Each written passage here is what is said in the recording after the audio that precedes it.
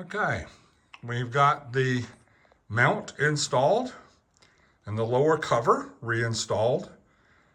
And so, as you can see, it's relatively small, unobtrusive.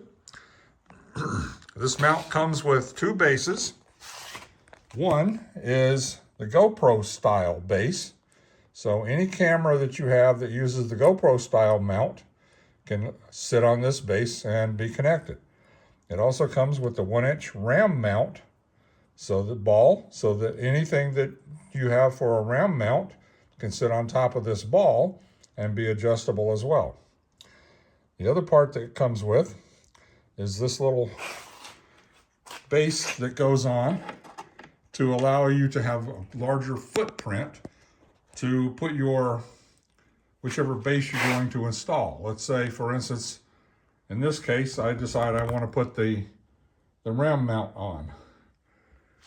So I put the base on, I screw the RAM mount in,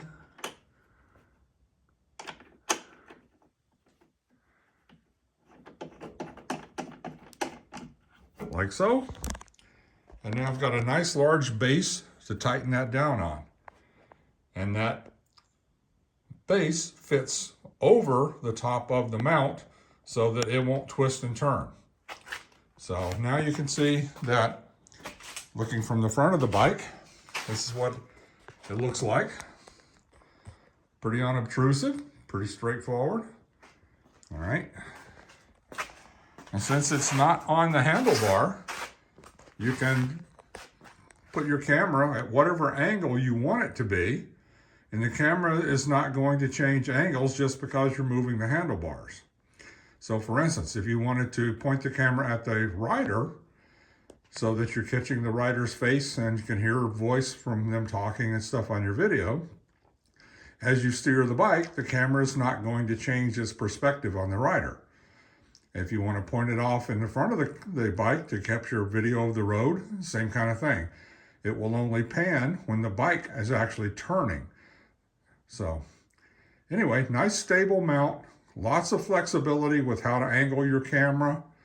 Very cool, unobtrusive, and frees up space on your handlebar for mounting other things that you might desire.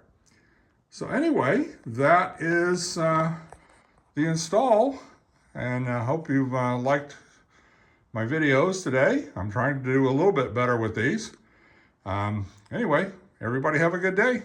Bye-bye.